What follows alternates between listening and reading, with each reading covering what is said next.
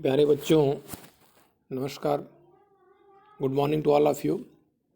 दीपावली और भैया दूज के बाद आप सभी लोगों का पुनः एक बार ऑनलाइन क्लास में स्वागत है। आज हम लोग वेक्टर अलजेब्रा सदिश बीजगणित के बाद एक नया चैप्टर शुरू हो रहा है, 3 डायमेंशनल ज्योमेट्री, त्रिविमीय ज्यामिति। 3 डायमेंशनल ज्योमेट्री, त्रिविमीय ज्यामिति। पिछले साल भी कुछ था इस संदर्भ में, ठीक। आज उसी के बारे में हम लोग अध्ययन करेंगे, ठीक। इसके अंतर्गत जो पहला टॉपिक है वो है दिक् कोज्याएं एवं दिक् अनुपात। अंग्रेजी में कहते हैं डायरेक्शन कोसाइन और डायरेक्शन रेशियोज, ठीक। एक कोई सरल रेखा हो, हवा में, अंतरिक्ष में कोई सरल रेखा हो तो उसकी डायरेक्शन कोसाइन, दिक् कोज्या और दिक् अनुपात क्या होता है, इसी के बारे में हम लोग अध्ययन करेंगे। जब हम लोग 3 डायमेंशनल कोऑर्डिनेट की ज्योमेट्री की बात करते हैं, यहाँ 2 डायमेंशनल में हम लोग एक्स वाई एक्सिस लेते हैं, 3 डायमेंशनल में एक्स वाई और जेड एक्सिस ले जाता है। निर्देशांक का मतलब हो गया, ये 3 डायमेंशनल कोऑर्डिनेट ज्योमेट्री में निर्देशांक कह रहा है, इसका मतलब कि एक्स वाई और जेड एक्सिस होता है, ठीक। थोड़ा सा इसमें 2 डायमेंशनल में जब एंगल बनाते हैं तो जो एंगल बनता है वो ये क्लियर होता है कि 45 अंश है, 90 अंश है, ठीक। न्यून कोण है, आधी कोण, जैसे भी है। 3 डायमेंशनल ज्योमेट्री की थोड़ा सा, चूँकि इसको हम 3 डायमेंशनल ज्योमेट्री जब बनाते हैं, पेपर बनाते हैं, तो चूँकि पेपर 2 डायमेंशनल में होता है तो यहाँ पे कोण यद्यपि 90 अंश होता है, लेकिन देखने से आप नहीं लगता कि वो 90 अंश है, तो थोड़ी सी समस्या हो सकती है, ठीक। तो इसको आप ध्यान से देखेंगे तभी जा करके समझ में आएगा। अब यहाँ पे देखिए, यहाँ लिखा हुआ एक्स वाई जेड एक्सिस है, देखिए ये एक्स एक्सिस है, ये वाई एक्सिस है, ये जेड एक्सिस है।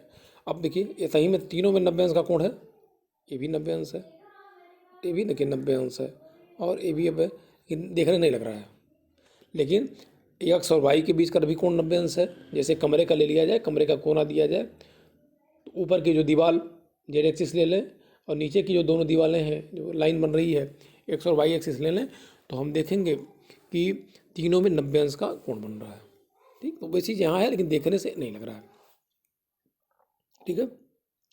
अब जो है हमको निकालना है direction cosine and direction ratio. Direction फिलहाल पढ़ा जाए, दिक् कोज्या क्या होती है, हालांकि पहले ही बताया गया है। मानिए कोई एक सदिश रेखा, ओ एल, एक सदिश रेखा है, लाइन एल है, ठीक। ए एक्स एक्सिस है, ए वाई एक्सिस है, और यहाँ तीनों कट ए मूल बिंदु ओ है, ठीक। यह जो सदिश रेखा है एल, वह मूल बिंदु से होके जाती है। देखिए मूल बिंदु से होकर के जा रही है, ऐसे मूल बिंदु से होके जा रही है।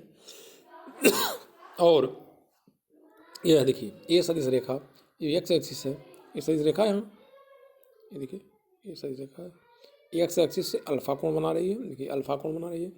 वाई एक्सिस से कितना बना रही है, बीटा कोण बना रही है, और जेड एक्सिस से कितना बना रही है, गामा कोण बना रही है। वही रेखा चूँकि हवा में है, अंतरिक्ष में है, तो एक्स एक्सिस से अल्फा कोण, वाई एक्सिस से बीटा कोण और जेड एक्सिस से गामा कोण बना रही है। इन कोणों को, अल्फा, बीटा, गामा को हम दिक् कोण कहते हैं, दिक् कोण, दिक् कोण कहते हैं, ठीक। अब अल्फा बीटा गामा दिक् कोण हो गया, और यदि इनका हम कास ले लें, कोसाइन ले लें, जिसको कोज्या हिंदी में कहा जाता है, मतलब कास अल्फा, कास बीटा और कास, इन दिक् कोणों का कोसाइन या कोज्या ले लें, अर्थात कास अल्फा, कास बीटा और कास गामा ले लें, तो इन्हें कहा जाता है सरल रेखा की दिक् कोज्या या direction cosine. Alpha beta gamma को दिक् कोण कहते हैं। इन कोणों के कोज्या या कोसाइन को, अर्थात कास अल्फा, कास बीटा और कास गामा को सदिश एल दिक् कोज्याएं कहा जाता है। इनको क्रमशः, मतलब कास अल्फा को एल बराबर कास अल्फा को एल से लिखते हैं, कास बीटा को एम से लिखते हैं, और कास गामा को हम एन से लिखते हैं। Alpha beta gamma, cos alpha cos beta cos gamma को हम क्रमशः यल एम एन से, तो किसी सरल रेखा की जो दिक्कोज्या होती है उसको हम यल एम एन से प्रदर्शित करते हैं। जब भी यल एम एन आएगा तो इसका मतलब कि यल बराबर हो गया कास अल्फ़ा, एम बराबर कास बीटा, एन बराबर कास गामा। ठीक, अब यहाँ देखिए ये सरल रेखा डायरेक्शन ऐसे है सर, ये ऐसे मूल। अब सरल रेखा का डायरेक्शन हम जस्ट अपोजिट कर दें, हम विपरीत कर दें, ऐसे उल्टा कर दें, विपरीत कर दें, तो इनकी दिशा सदिश रेखा की दिशा यदि हम परिवर्तित कर दें तो दिक् कोण जो अल्फ़ा बीटा गामा था वो क्या हो जाएंगे, pi minus alpha, pi minus beta, pi minus gamma द्वारा हम प्रदर्शित करते हैं। ठीक है, और चूंकि कास पाई माइनस अल्फ़ा बराबर क्या हो जाएगा, माइनस कास अल्फ़ा, और कास अल्फ़ा बराबर क्या लिखा जाता है, यह लिखा जाता है माइनस एल हो जाएगा। ठीक, इसका मतलब कि यदि ये जो एल एम एन था, यदि इसकी दिशा को परिवर्तित कर दिया जाए, ऐसी सरल रेखा जिसका direction cosine L M N द्वारा प्रदर्शित किया गया था, यदि उसकी हम दिशा परिवर्तित कर दें तो जो नई तो हो जाए minus L minus M minus N. ठीक है, अब इसी पे कुछ प्रश्न का दिखा लिया जाए, और उसके पहले क्या लिख रहे हैं, नोट काफ़ी इंपॉर्टेंट है। नोट, एक्स अक्ष की दिक्कोज्या, एक्स अक्ष की दिक्कोज्या 1 0 0 होती है। जब एक्स अक्ष ले रहे हैं इसका मतलब कि अल्फा का मान क्या हो जाएगा, 0। वह सरल रेखा एक्स अक्ष है मतलब एक्स के संपाती होगी, या एक्स यदि पैरेलल एक्स अक्ष के पैरेलल भी कह रहा है तब भी उसकी दिक्कोज्या ए होगी। तो एक्स अक्ष हो गया, तो एक्स अक्ष स्वयं के साथ कितना बना रही है, कोण 0 बना रही है, तो कास अल्फ़ा बराबर हो जाएगा कास 0 बराबर 1 हो गया। ठीक, और एक्स अक्ष ऐसे देखिए हम ऐसे ले लें, हम यदि मान लीजिए एक्स वाई, तो यह स्वयं के साथ 0 कोण बना रही है। ठीक, तो एल बराबर हो गया कास अल्फ़ा, एक्स अक्ष वाई एक्सिस से कितना कोण बना रही है, 90, मतलब बीटा बराबर क्या हो जाएगा, 90 डिग्री हो जाएगा, और कास 90 क्या होता है, 0। तो एम बराबर 0, एन बराबर 0। इसका मतलब कि एक्स अक्ष की दिक्कोज्याएँ क्या होती हैं, 1 0 0 होती हैं। इसी प्रकार से वाई अक्ष की दिक्कोज्याएँ क्या होती हैं, 0 1 0 होती हैं। जेड अक्ष की दिक्कोज्याएँ क्या होती हैं, 0 0 1 होती हैं। कन्फर्म हो गया। अब एक एग्जाम्पल छोटा सा है, कोरा एक सरल रेखा एक्स वाई जेड अक्षों के साथ क्रमशः 45 अंश 90 अंश 60 अंश का कोण बनाती हैं, तो दिक्कोज्या ज्ञात करनी है। एक्स अक्ष से 45, इसका मतलब अल्फा बराबर 45 हो जाएगा, बीटा बराबर 90 हो जाएगा, गामा 60। एल बराबर क्या होता है, कास अल्फा, कास एम बराबर कास बीटा, एन बराबर कास गामा, 1/2 ऐसे हो जाएगा। तो सरल रेखा की दिक्कोज्या एल एम एन अर्थात ये हो जाएगी। तो यदि दिक कोण दिया हुआ एक एक नंबर का आ जाता है कभी, तो सीधे हम एल एम एन करके एल बराबर कास अल्फा, एम बराबर कास बीटा, एन बराबर कास गामा लिख करके हम ज्ञात कर सकते हैं। अब आता है कि जो सरल रेखा की जो दिक्कोज्याएँ आपस में है, एल एम एन आपस में क्या संबंध है, मतलब एल एम एन आपस में इनका क्या संबंध है, आपस में किस प्रकार से एक दूसरे से संबंधित है। एक फिगर द्वारा देखा जाए, मान लिया गया कि देखिए यहाँ पे एक सरल रेखा आर एस हमने ले लिया है, आर एस एक सरल रेखा आर एस है, इसकी दिक्कोज्या हमने मान लिया एल एम एन। ठीक, अब क्या करते हैं कि एक सरल रेखा आर एस हो गया, एक सरल रेखा इसी के पैरेलल, इसी सरल रेखा के समांतर, देखिए ऐसे इसी के समांतर खींच लेते हैं, जो इस आर एस के क्या है, पैरेलल समांतर है, और मूल बिंदु से होकर के देखिए यहाँ जा रही है, ये मूल बिंदु से होकर के जाइए, और जो दी जो सरल रेखा आर एस है इसी के समांतर मूल बिंदु होंगे। इस सरल रेखा पर जो समांतर सरल रेखा खींची गई है, एक बिंदु क्या है, पी है, यहाँ पे देखिए ये पी है, जिसका निर्देशांक है एक्स कामा वाई कामा जेड। ठीक, तो जब हम ऐसे ले लें, हम इसको यदि हम यहाँ पे फिर अलग से यदि ले लें वाई जेड मिलना, तो यदि एक बिंदु पी है यहाँ पे ऐसे अंतरिक्ष में कोई बिंदु पी है और उसका निर्देशांक एक्स वाई जेड है, इसका मतलब एक्स का मतलब क्या हुआ कि यदि पी से एक्स एक्सिस पर लंब डालें, पी से एक्स एक्सिस पर लंब डालें हम, तो मूल बिंदु से जो दूरी है, मान लीजिए यदि ए है तो ओ ए बराबर हो जाएगा वाई का मतलब यदि बिंदु पी से वाई एक्सिस पे लंब डालें, मतलब इस पे लंब डालें, इस पे लंब डालें, ठीक, और यदि बी मिल रहा है लंब डालने के बाद, तो इसका मतलब हो जाएगा कि ओ बी बराबर हो जाएगा वाई, मतलब मूल बिंदु से वाई एक्स पर चली गई दूरी वाई है लंब डालने के बाद, और यहाँ एक्स का मतलब है मूल बिंदु से एक्स पे चली गई दूरी एक्स है। इसी तरह जेड हो जाएगा, जेड एक्सिस पे। ठीक, अब इस रेखा पर एक बिंदु हमने पी ले लिया है, जैसा कि लिया गया, देखिए पी ले लिया। अब यहाँ मूल बिंदु ओ है, यहाँ से पी को मिला दिया गया ओ पी, और ओ पी बराबर आर मान लिया गया है, ओ पी बराबर मान लिया गया है आर। ठीक, एक बिंदु पी ले लिए हैं, पी से एक्स अक्ष, अब देखिए, अब पी से एक्स एक्सिस माना गया है, इस बिंदु पी से एक्स एक्सिस पे लंब डाल दिया है। देखिए ये लंब कहाँ मिल रहा है, ए पे। अब देखने से तो लंब नहीं लग रहा है, लेकिन लंब यदि अलग से हम देखिए फिगर बना लें ऐसे, देखिए ये सरल रेखा ओपी है, यदि इसको हम एक्स एक्सिस मान लें तो पी से एक्स एक्सिस पर लंब डाल दिया गया, देखिए ये लंब हो गया, तो मूल बिंदु से एक्स एक्सिस पे चली गई दूरी क्या हो जाएगी, एक्स हो जाएगी। और ये सरल रेखा कितना कोण बना रही है, एक्स एक्सिस से अल्फा कोण बना रही है, और ओ पी बराबर क्या माना गया है, आर माना गया है। तो अलग से फिगर बनाने पर ऐसे आएगा ये। ठीक, अब त्रिभुज देखिए, त्रिभुज ओ ए पी में, ये समकोण त्रिभुज है, समकोण त्रिभुज ओ ए पी में कास अल्फा आधार बटा कोण, तो आधार हो जाएगा ओ ए बटा ओ पी, ओ ए बटा ओ पी। ओ ए मूल बिंदु से जो लंब डाला गया है उस, ठीक है ना, मूल बिंदु से उस पे चली गई, एक्स अक्ष पे चली गई दूरी है, तो ओ ए बराबर हो गया एक्स। ओ पी क्या माना गया, देखिए जो बिंदु लिया गया था मूल बिंदु की दूरी आर है, तो एक्स बटा आर हो गया। कास अल्फा, कास अल्फा क्या होता है, एल बराबर क्या होता है, कास अल्फा होता है, तो एल बराबर हो गया एक्स बटा आर, तो हो गया एक्स बराबर एल आर, एक्स बराबर हो गया एल आर। इसी तरह से हम बिंदु पी से वाई एक्स पर लंब डाल करके देखें, ठीक, तो हम देखेंगे वाई बराबर आ जाएगा एम आर आ जाएगा, और जेड बराबर हो गया एन आर, जेड एक्सिस पे लंब डालने के बाद। ठीक, अब हम तीनों को X square plus Y square plus Z square ज्ञात कर लें। एक्स का मान रख देंगे, वाई का मान रख देंगे, और जेड का मान रख देंगे।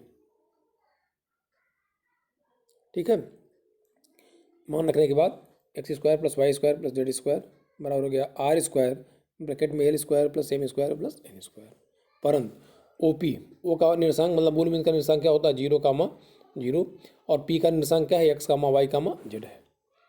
तो दो बिंदुओं के बीच की दूरी का हमने फार्मूला लगा लें, तो ओ पी स्क्वायर बराबर इतना आ जाएगा, आर स्क्वायर, आर कैंसिल हो जाएगा, L square plus M square plus N square बराबर 1 हो गया। मतलब यदि किसी सरल रेखा की दिक् को जहाँ एल एम और एन हो, ठीक, तो उनके वर्गों का योग, अर्थात L square plus M square plus N square बराबर क्या होता है, एक आपको हमेशा याद करना है, ये चीज़ आपको हमेशा याद करना है कि L square plus M square plus N square बराबर 1,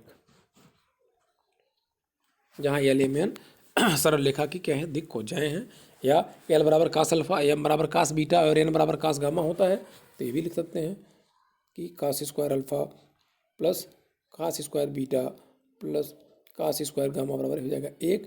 यह तब होगा जब सरल रेखा एक्स वाई और जेड एक्सिस से क्रमशः अल्फा बीटा और गामा कोण बनाएंगे।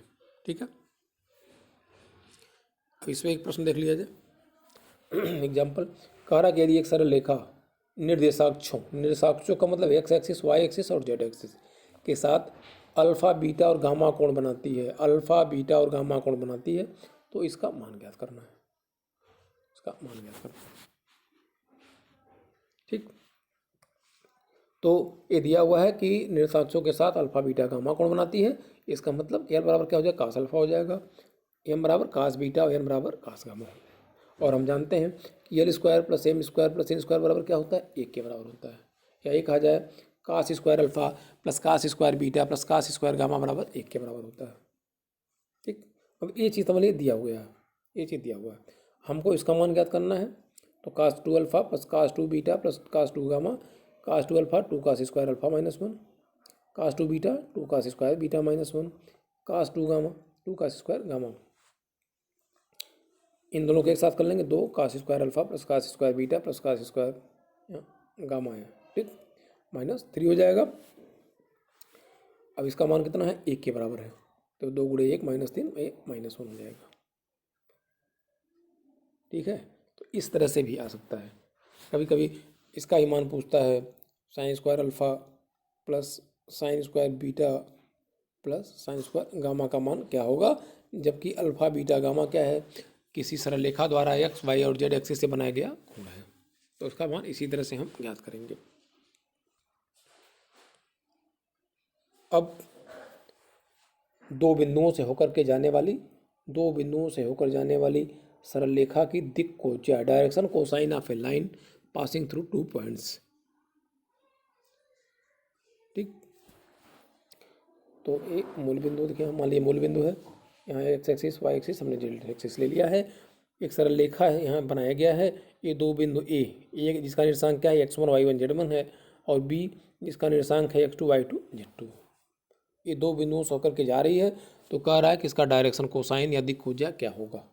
तो लिखा गया एक सरल रेखा दो बिंदुओं x1 y1 z1 x2 y2 z से होकर जाती है। तो इन दोनों बिंदुओं से होकर करके जाने वाले सरल रेखा की दिक् खोजा होती है x2 - x1 बटा A B comma y2 - y1 A B comma z2 - z1 बटा ए बी। यह दिक्खोज्या का फार्मूला होता है जबकि सरल रेखा दो बिंदुओं ए और बी से होकर जाती है। ए बी क्या है, ए बी मतलब दो बिंदुओं के बीच की दूरी। तो देखिए, यदि x1 y1 z1 ए का निर्देशांक हो और बी का निर्देशांक है x2 y2 z2, तो ए बी बराबर हो जाएगा अंडर रूट x2 - x1 का whole square plus y2 - y1 का whole square plus z2 - z1 का होल स्क्वायर अंडर रूट, ठीक। तो यदि याद करना होगा तो हम x2 - x1 ज्ञात कर लेंगे, y2 - y1 ज्ञात कर लेंगे और z2 - z1 ज्ञात कर लेंगे। फिर ए बी ज्ञात कर लेंगे दो बिंदुओं के बीच की दूरी के फार्मूले से, और फिर हम दो बिंदुओं से होकर के जाने वाली सरल रेखा की दिक् को ज्ञात करेंगे। एग्जाम्पल देखा जाए, हमारा दो बिंदुओं दिया हुआ है 4 - 3 - 2 2 3 4 से मिलाने वाली सरल रेखा की दिक् को ज्ञात करिए। तो हमने दो बिंदु मान लिया, इसको ए मान लिया और इसको हमने बी मान लिया। पहले ही बताया गया है कि दो बिंदुओं से होकर के जाने वाली सरल रेखा की दिक् को ज्ञात का फार्मूला ये होता है।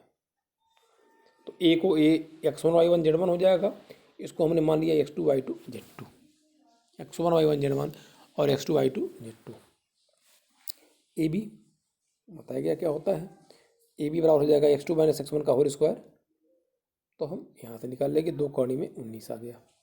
x2 - x1 देखिए, बी को x2 y2 z2 माने हैं, यह मान लिया जाए x2 y2 z2, और ए वाले को हमने मान लिया है x1 y1 z1। तो x2 - x1 x2 हो गया 2 और x1 हो गया 4, तो 2 - 4 हो जाएगा -2। y2 - y1 3 - -3 3 - -3 बराबर हो गया 6, 4 - 2 z2 - z1 हो जाएगा। तो x2 - x1 निकल गया, z2 - z1 निकल गया, ये निकल गया। ए बी पहले से निकला हुआ है दो बिंदुओं के बीच की दूरी के फार्मूले से। तो दिए गए बिंदुओं को मिलाने वाली रेखा की दिक् हो जाए x2 - x1 बटा ए बी, y2 - y1 बटा ए बी और z2 - z1 बटा ए बी। तो -2 अपान 2 करीब 76 कामा 6 बटा 2 करीब 76 6 बटा 2 करीब 76 हो जाएगा। तो इस तरह से हम किसी यदि दो बिंदुओं का निर्देशांक दिया हुआ हो तो हम कैसे दिक् को ज्ञात करेंगे, ठीक। तो आज जो बताया गया टॉपिक, इससे संबंधित प्रश्न यदि एग्जाम्पल में दिया हुआ है एनसीईआरटी उसको भी हल करिए, और प्रश्नावली में जो दिया हुआ है उसको हल करिए। बाकी की चीज़ें फिर आगे के टर्न पे बताई जाए, ठीक। तब तक के लिए धन्यवाद।